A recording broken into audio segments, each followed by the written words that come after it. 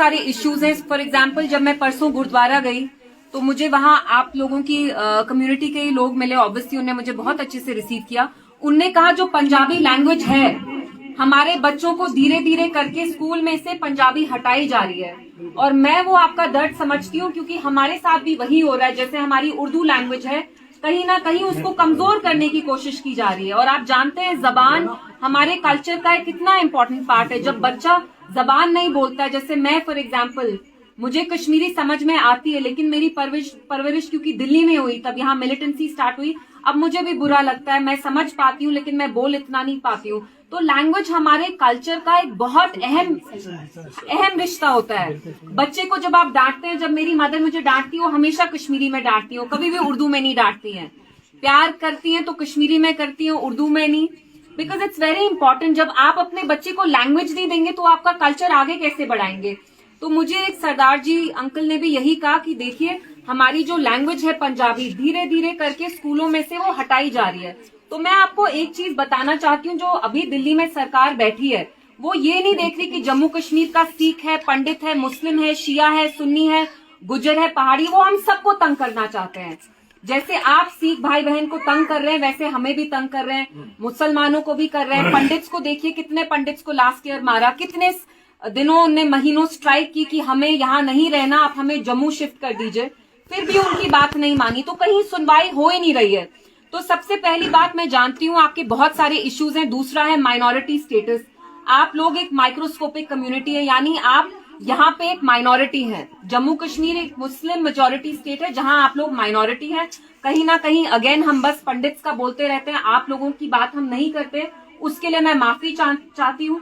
मैं वैसे प्रॉपर सियासतदान नहीं हूँ, लेकिन जो मैं अपनी मदर के लिए कैंपेनिंग कर भी रही हूँ, मैं चाहती हूँ हर एक तबका मेरे साथ जुड़े।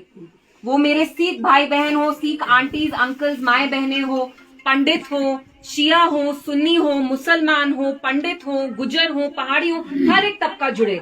क्योंकि हिंदुस्तान में अभी नफरत की सियासत चल रही है। आप लोग जानते हैं, जब हमारे सिख कम्युनिटी के भाई बहन फार्मर्स, जब 2 साल पहले आपने फार्मर्स लॉ पे इतना प्रोटेस्ट किया तो आपको खालिस्तानी बुलाया गया। तो ये दर्द हम आपका समझते हैं, क्योंकि जब हम कुछ कहते हैं तो हमें उग्रवादी बुलाया जाता है, हमें पाकिस्तानी बुलाया जाता है तो हम इंडियन ही, लेकिन हम पे भी ये ताना तंज किया जाता है। तो कहीं ना कहीं आपका दर्द मैं समझती हूँ। तो आपकी कम्युनिटी के साथ जो हो रहा है, I understand that, I respect that. और मैं आपको कुछ अश्योरेंसेस देना चाहती हूँ। सबसे पहले, यहाँ पानी की बहुत ज्यादा प्रॉब्लम है, पानी की प्रॉब्लम है, ड्रेनेज की प्रॉब्लम है, इलेक्ट्रिसिटी की प्रॉब्लम है, बिल्स इतने ज्यादा आते हैं, मीटर लग रहा है, और ये हमारी ही जमीन है, हमारी ही इलेक्ट्रिसिटी, और हमसे पैसा ले रहे हैं। हम बाकी मुल्क को अपनी इलेक्ट्रिसिटी देते हैं और हम पे ये इतना ज्यादा फीस लगाते हैं। तो ये कुछ इश्यूज हैं, लेकिन मैं आपको एक दिल की बात बताऊं, ये इलेक्शन छोटे मुद्दों पे नहीं है।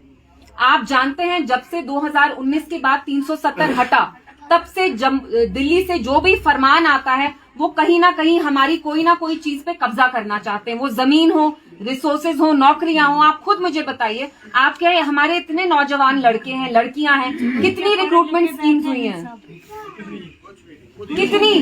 2019 से कोई रिक्रूटमेंट, बेरोजगारी है, महंगाई है। जब आपके पास साफ पानी ना हो, पानी is a very basic issue. आपका साफ पानी होना is like a fundamental right. जब बंदे के पास साफ पानी नहीं हो तो आप, मतलब, how can you live? It's a very basic thing, but बहुत मैं आपसे ये कहना चाहती हूँ कि ये इलेक्शन हमारी आइडेंटिटी के बारे में है, हमारी शनाख्त। जैसे सरदार जी ने कहा, हमारे हुकूक। पहले जब हम खुद बचेंगे, फिर हम छोटे मसले सॉल्व कर सकते हैं। आप मुझे खुद बताइए, ड्रेन फिक्स करने में कितना टाइम लगेगा, लाइट का इश्यू कितना छोटा होता है, रोड का इश्यू कितना छोटा होता है। लेकिन पहले आपको समझना है कि ये इलेक्शन अहम क्यों है। ये इलेक्शन इसलिए अहम है क्योंकि हमें सच में नहीं पता कि जम्मू कश्मीर में अगली बार इलेक्शन कब होगा। ये आप मेरे से लिख के लीजिए कि अगर बीजेपी फिर से इक्तदार में आएगी, हो सकता है यहाँ कभी भी स्टेट असेंबली इलेक्शन ना हो। तो ये शायद हमारा आखिरी इलेक्शन हो।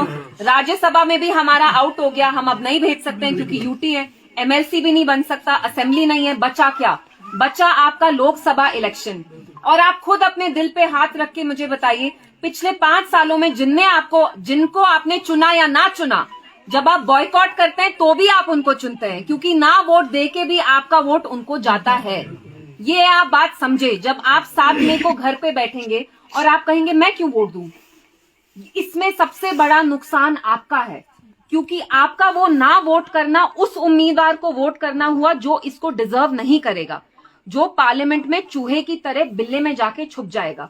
जब उससे कहेंगे कि 370 के बारे में बात करो, जम्मू कश्मीर के स्पेशल स्टेटस के बारे में बात करो, सिख्स की माइनॉरिटी स्टेटस के बारे में बात करो, लड़ो इनके लिए, वो मुंह पे ताला रखेगा। क्या आप चाहते हैं कि आप ऐसे उम्मीदवार को पार्लियामेंट भेजें जो अगले 5 साल आपके कोई इश्यूज नहीं उठाए, जो 370 के बारे में बात नहीं करे? आप मुझे खुद बताइए, 370 पे हमारा हक नहीं बनता है क्या? 370 स्पेशल स्टेटस हमारे अपने कानून, अपना झंडा हमें इस मुल्क की कॉन्स्टिट्यूशन ने दिया, जो हमसे बीजेपी ने गैर कानूनी तरीके से छीना। तो क्या हम इनसे भीख मांगे क्या 370 की? बिल्कुल नहीं, ये हमारा हक बनता है और हम इसे वापस लेके रहेंगे। लेकिन हम इसे वापस तभी ले सकते हैं जब हम एक साथ डट के खड़े रहें, और तभी ले पाएंगे जब पार्लियामेंट में आप ऐसे नुमाइंदे को चुने जो आपकी बात बेबाकी से करे। और जहां तक सियासतदानों की बात है, मुझे ज्यादा आपको बोलने की जरूरत नहीं है। जम्मू कश्मीर में ज्यादातर सियासतदान आदमी ही हैं, मर्द ही हैं ज्यादातर। मेरा कुछ, I have nothing against main, लेकिन एक हमारी लेडी सियासतदान है, खातून है, जिनका नाम है महबूबा मुफ्ती साहिबा। पिछले 5 सालों से उनको कंसिस्टेंटली तंग किया है, टारगेट किया है। उनके अलावा, उनकी जमात के अलावा किसी भी जमात को यहां हाथ नहीं लगाया जम्मू कश्मीर में। ऐसा क्यों हुआ? जो जमात मुफ्ती साहब और महबूबा जी ने खून पसीने से बनाई, उसको दिल्ली की मरकजी सरकार ने ऐसे बेरहमी से क्यों तोड़ा? जिस जमात ने आप लोगों को इखवान से बचाया, टास्क फोर्स, पोटा का जब डर होता था,